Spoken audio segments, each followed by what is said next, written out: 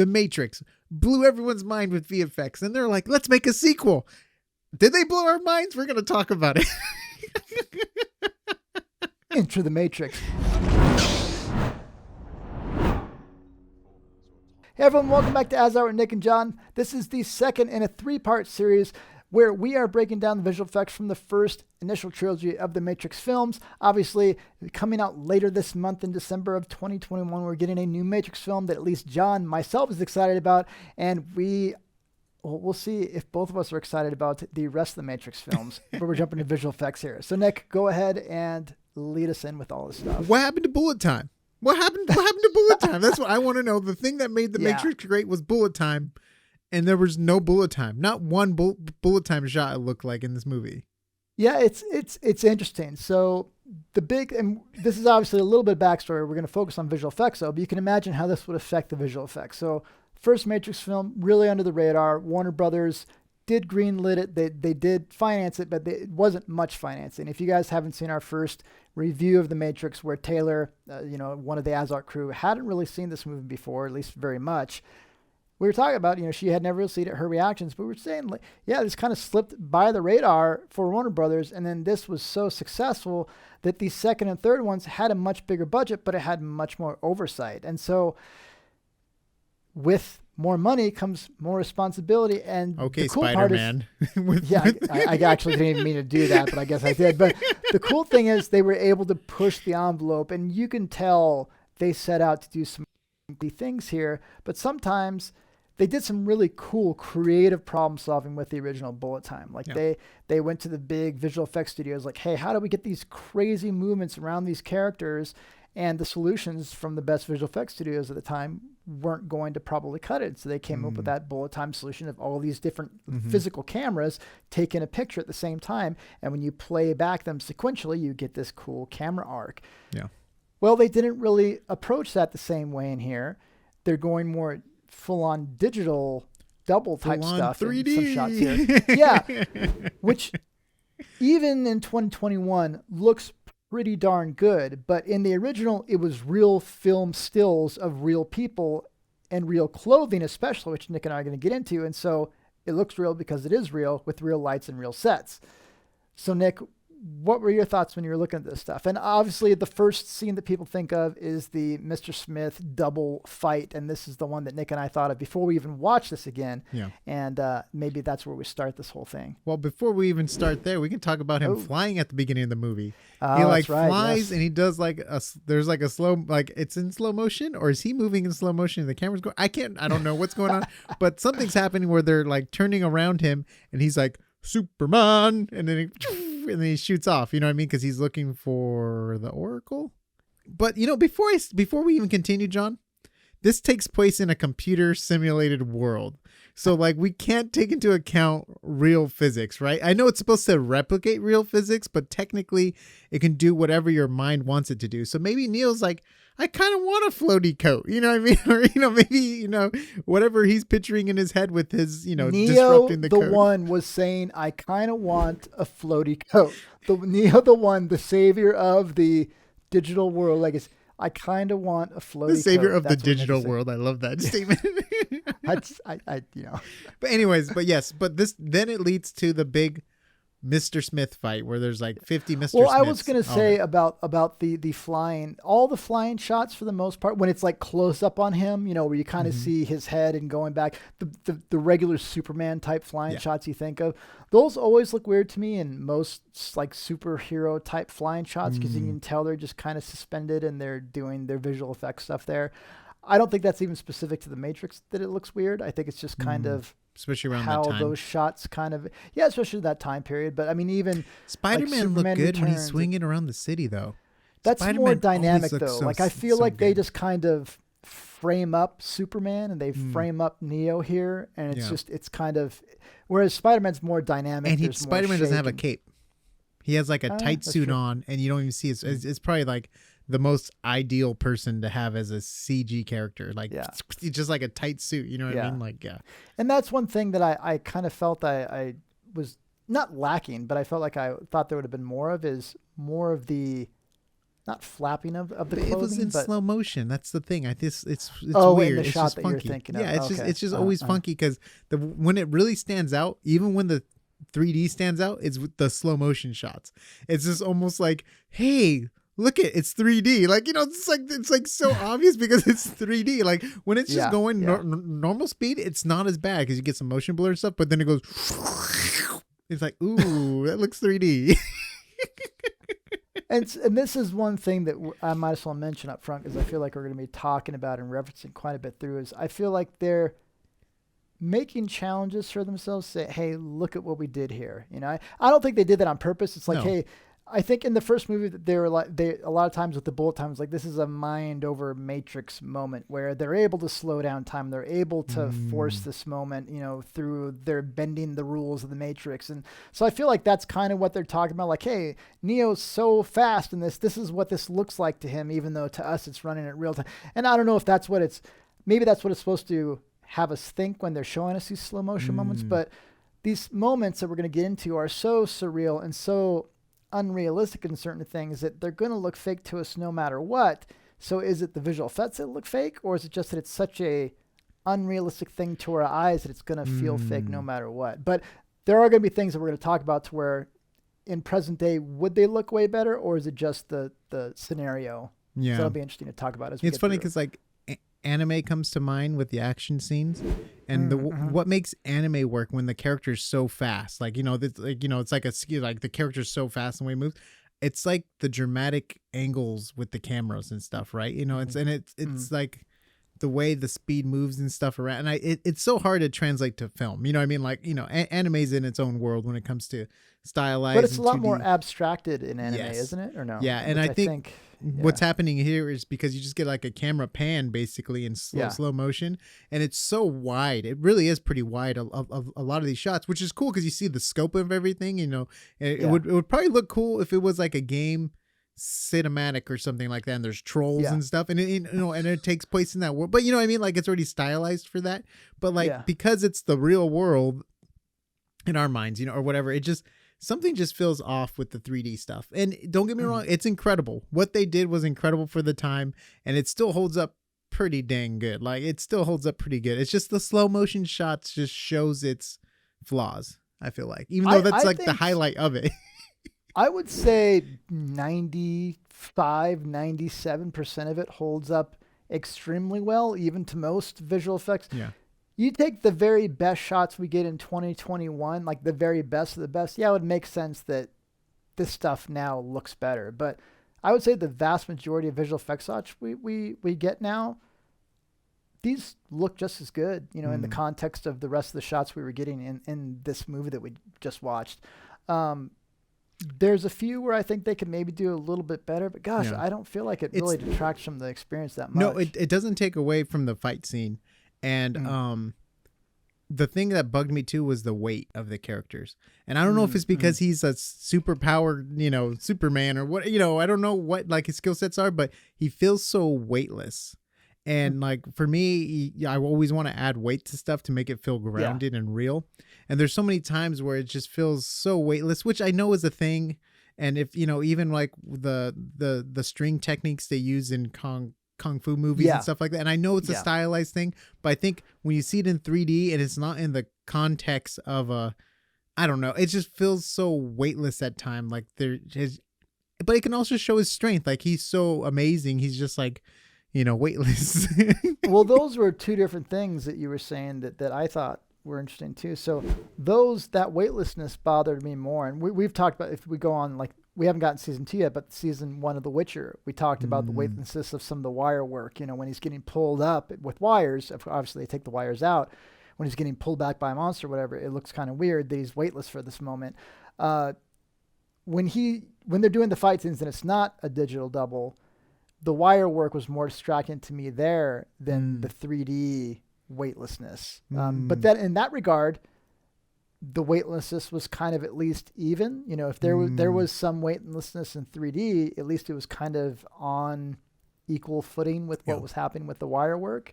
But I imagine doing wire work's kind of a rough gig because you don't want it to be too much weightlessness because, then it looks fake. If you don't Yeah. do enough, then, Keanu Reeves gets slapped into the concrete. That's probably not a good thing, especially because they, Lawrence Fishburne and Keanu Reeves and Kate Ann Moss did a lot of their own stunts on this stuff. Like, you don't want to destroy your primary actors. Yeah, 100%. So I'm sure they're a little bit more careful. But the wire work itself. Good, though. Like, I love it. Yeah. I mean, it looks good, and then the epic fight scene everyone always thinks about is obviously the freeway sequence, right? And it's fun because it's a chase sequence. It's full daylight. Full daylight is always. Well, are we tough. going to talk about the Agent Smith anymore or no? Yeah. We can talk more about Agent Smith. I was just going on to the next thing. Go for it. Yeah. So when we think about the Agent Smith, are there things that, in particular, that didn't hold up for you? I think there's even a literal moment when he throws one Agent Smith and he knocks out tons of them, and they totally use a bowling alley pinball.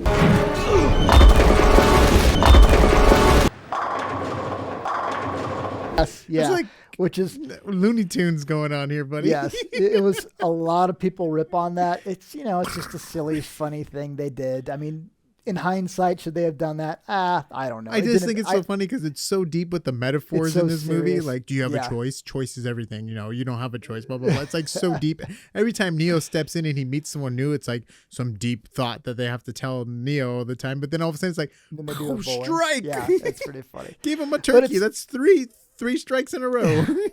It's kind of fun to hear about the different techniques they did. So in one of the last scenes after that big fight with all the Agent Smiths and Neo flies off, you see all the layers of Agent Smiths. If you look enough levels back, you start seeing it's guys in Agent Smith masks, enough levels back. But then, layered back enough, it's either green screen versions of the actual which makes sense because Hugo Weaving, right? Yeah, it's a fixed camera. So like you can add as many people as you want in that fixed camera sequence.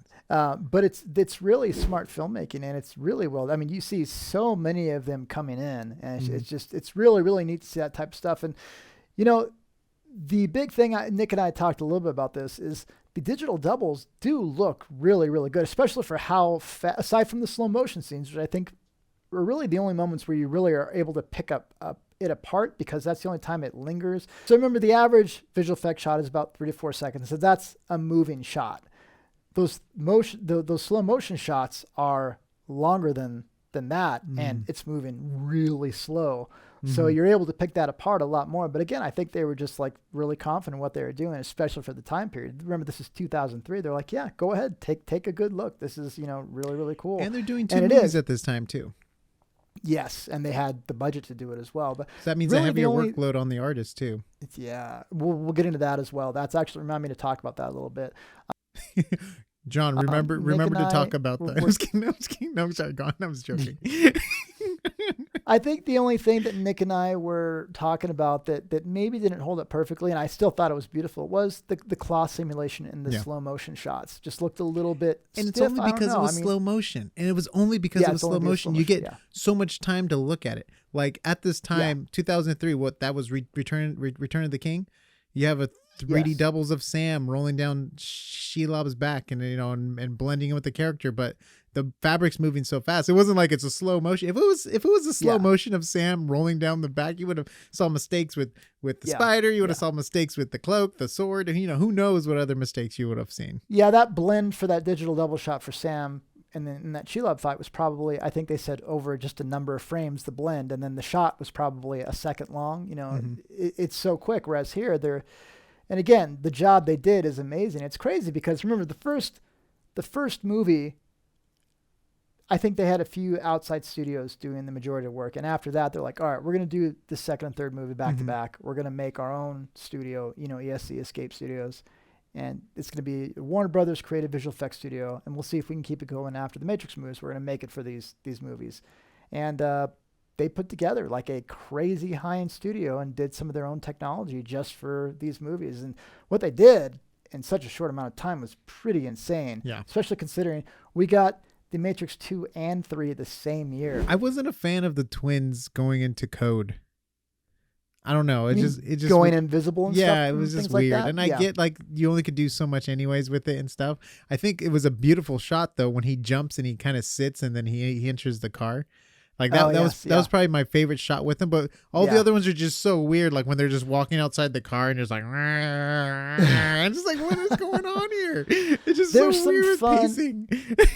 Yeah, there's some fun use cases. Like, okay, the guy has his arm stuck in the door, so the other one flies through it. Like, it's problem solving when you have a skills that other people don't have and can't account for it. But as far as a lot of it was, this is getting more into story. But Nick was just like, yeah, a lot of these things were just for flash, We're but they gonna didn't do a really full add podcast. so much to the story. Yeah, We're we are gonna going to do a full podcast podcast talking on about that. So the if you guys are movie. interested in story, we'll get into that. But they were fun ideas. So the effects in that regard did add to the world building a little bit, and we'll get into that more in the podcast. But you just didn't like the look of them that much. You were saying like how it looked.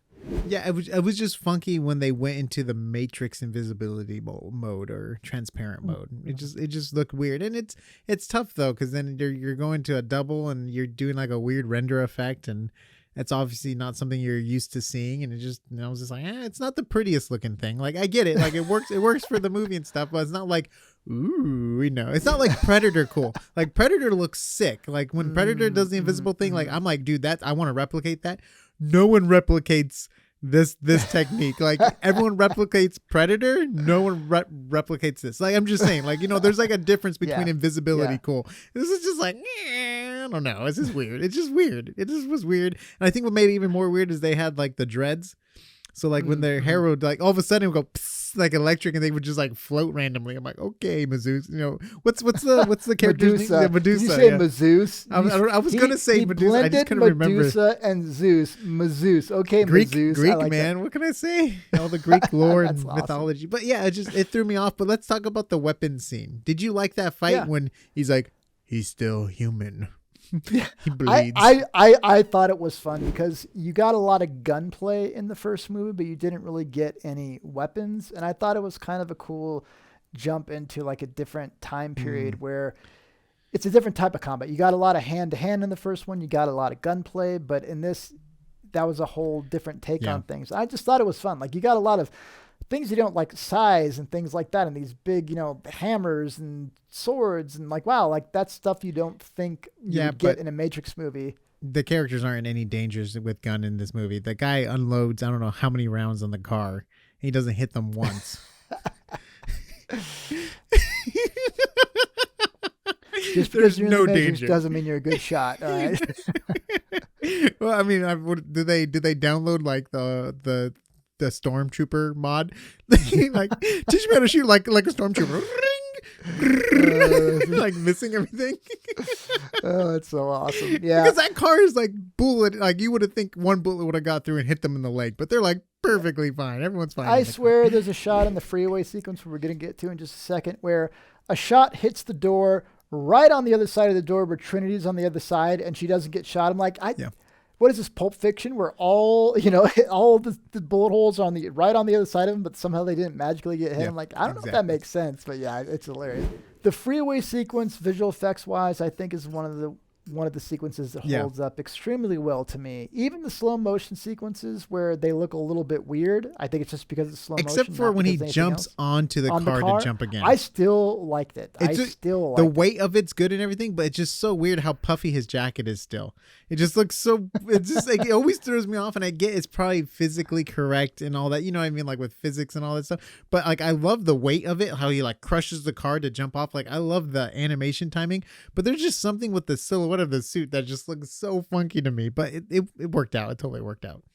Yeah. I mean, so the cool thing is, so do you want to give the little background of that story you were saying, like how they built a little section of Freeway? Go for it. You were saying? All you. No, I don't know it. You go ahead. They basically had to build their own freeway for this.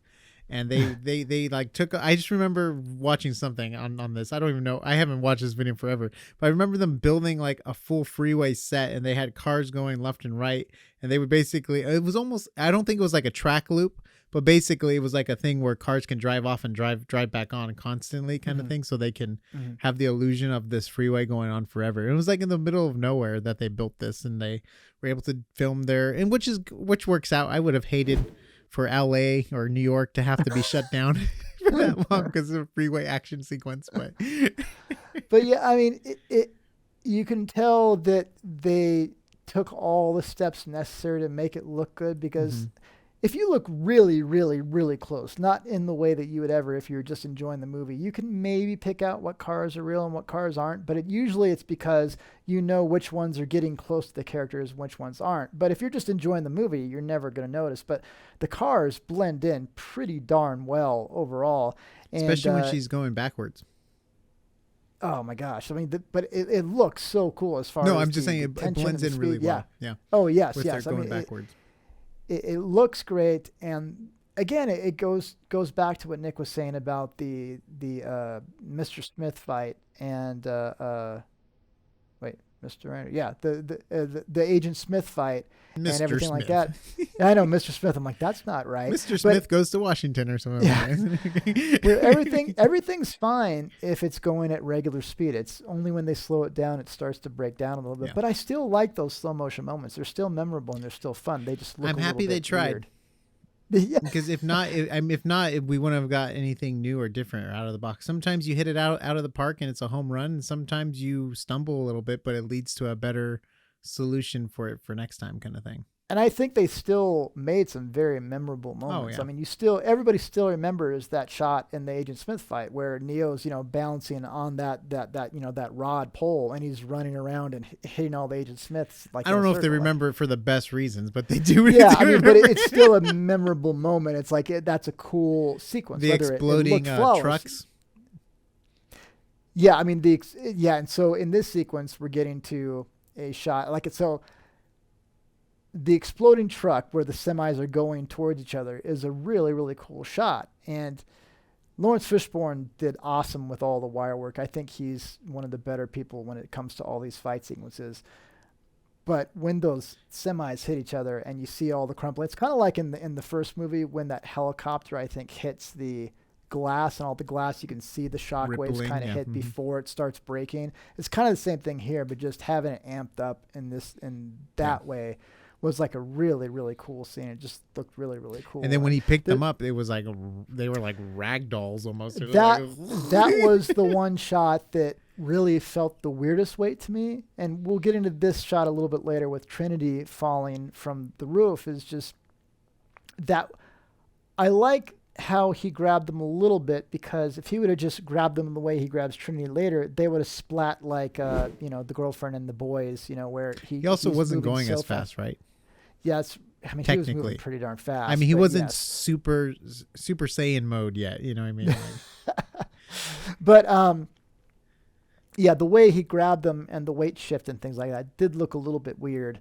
But the shot leading up to that, he's going so awesome. fast and they're still in slow motion. It's kind of like when Quicksilver, he does things and he moves people around, like they're still like they can't catch up to his speed. Like I think when he runs, he has to hold the person's neck so it doesn't get like whiplash when he moves them and stuff like that. So it's like right. That kind of idea, you know what I mean? Where they're going so fast, they're just like, I mean, technically they probably would have died from the G-force on their neck alone, on the spine. But who cares about stuff like that when you're in the Matrix, right? Come on. Oh man, you can bleed blood, but your spine's okay for like pressure and G-force.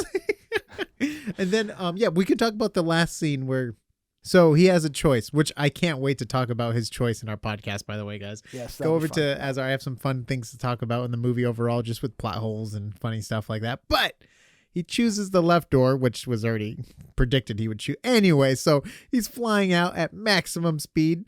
First of all, where does he know where Trinity's at? Anyways, we don't have time for that.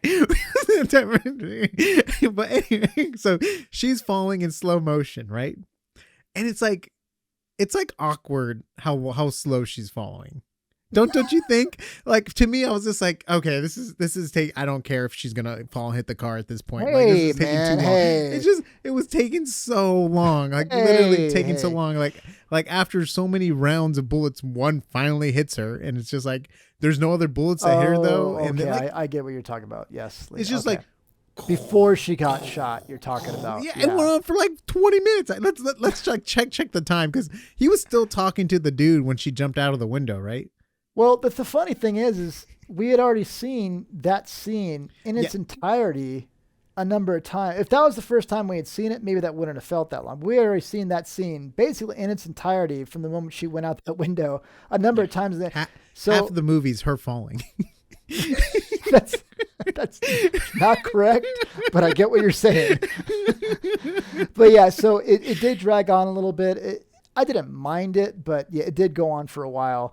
But so the part that Nick and I definitely thought was weird that we kind of alluded to a second ago is, The if Superman you guys catch. haven't seen The Boys, it's one of our favorite Yeah. series to cover on this channel. And season 1, episode 1, the moment of that show that John, myself said, I am in for wherever this show goes, is this guy that moves super fast. His name's A-Train. He's going ultra fast, and he hits someone. I'm not going to say who it is. And the person just explodes because he's moving so fast. And this is, Trinity would have been Gibbs. She would just, A-Train does not move as fast as Neo. she would have been turned into blood rain, okay? If that. I think the rain would have been separated into something else at that point. Blood, air, particles. There wouldn't even be enough pieces of a heart to pump her back to life afterwards. Yeah. So that I mean, that's not an effect. That would have, you know what? I'd like to see a spoof effect on that. You know, whoever's out there, go ahead and make that shot. But anyway, we're VFX artists. Let's do it, John. Oh no. But that was weird to me as far as an effect. But I mean, obviously it worked fine for the story. But that, I don't know, that bugged me a little bit as far as at that point, like he just turned off the movie. He didn't care about the ending. Yeah, whatever. But so, you know, we did get a few shots in this installment where they went into kind of Matrix vision. You see a couple of those shots in yes. I think you only see like one in the you first see it a couple one at the times. very end of the movie. Oh yeah, in the first one. But then you get the stupid shot that's pointless is when he feeds her the cake. We don't need to see a Matrix orgasm on camera. Like I just still never understand that whole sequence. Like, why is this even written in the movie at this point? Like, this is so weird. Back to we're gonna get into pointless stuff later on in this, but so did you like how they, like, say for when he's doing the heart or taking the bullet out? Did you like how that stuff looked? No. You don't like it?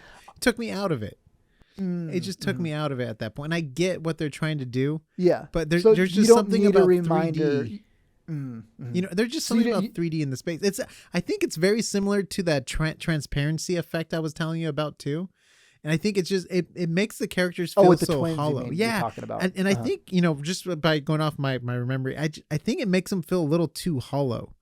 And because it's all 3D, I don't know if they use motion cap. I doubt if they use motion capture. I don't know what they did for it, but the motions just feel so weird, and I don't know. It's just, it feels very video game like to me, which is probably the Matrix, but it's just, I don't know. I just wasn't a fan of it, but I get why they had to do it for the story, because they wrote it in, like he has to pump her heart back to life, and they have this technique where he can see numbers all over the place, and maybe it's just like numbers moving along I don't know. It just it feels a little from funky. a story standpoint. It definitely makes sense. It's like he has an ability to see the Matrix in a way that other people can't. So it definitely works in that regard.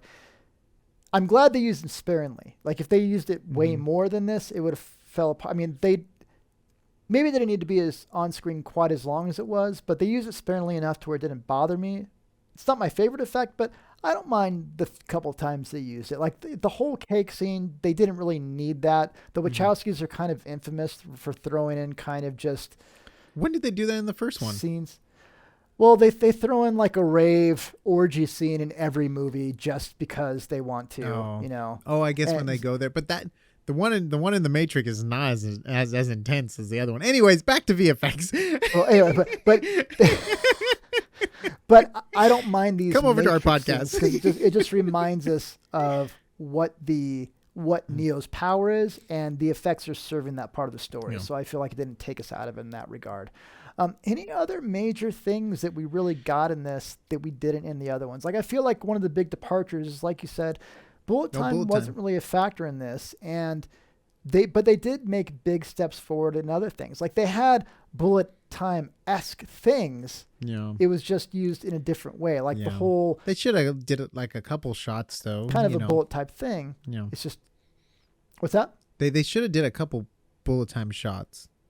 I mean, just because that's what built the Matrix almost. Like it was built on the don't get me wrong, like the ideals and everything is like, the idea of the Matrix, it was very strong and stuff, but the visuals that went with the Matrix is what made it so like, whoa, because the visuals matched the story, right? You know what I mean? At the time, it was like mind-blowing stuff. Yeah. And I think what people just wanted the next level, and the next level was 3D, and the 3D just wasn't there yet. Yeah. So let me ask you this. So you think if they would have done bullet time, people would have just said, oh, it's more of the same we got. It's a very tricky thing. They could have did it more intense, though, maybe. Where you have I feel like that's what they did, though. Yeah. Well, I meant like, have tons of stunt doubles with the masks and stuff, all charging at Neo and go. Okay.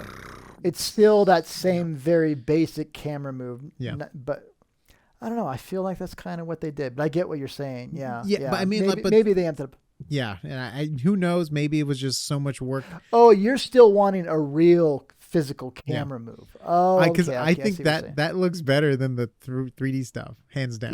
Yeah. And anytime you can get away with practical, real stuff, yes, yeah, it's always gonna hold up better over time too, especially because the Matrix shots the original Matrix shots of the bullet times will still hold up better than the sequels, like turnaround shots. Yeah, for the most part. I mean, those shots probably took a lot. Those initial shots probably took a lot of work, a lot of setup, but they do hold up quite well. I have to say, we're going to get into a lot of different varying opinions in the podcast over story and things like that. Based on this is how John's Nick and second I favorite enjoyed movie after Ewoks. Not true, but he just prefers the effects in Ewoks. Carolina Courage compared to this movie. Not right. It's not right. All right. With that note, all right. Any other things you wanted to cover about this? We'll cover it in the podcast. All right, guys. So we're going to continue this conversation. Maybe some visual effects, but a lot more story talk in the podcast version. So if you haven't checked out the AsArt podcast, we're on Audible, Apple Podcasts, and on Spotify. So go and check out that out. If you're looking for links to all the audio and video links that we have, check out asart.space, and you can find all the different content there. Thank you very much for listening. Down in the comments, let us know. Are you excited for the new Matrix? Or if that's already out, did you like it? Or is there anything else you'd like us to cover? Let us know down below. We're always looking forward for new things to cover, and we find some really fun new material based on your guys' comments. So thank you very much for watching, and we'll see you on the next AsArt. Matrix B.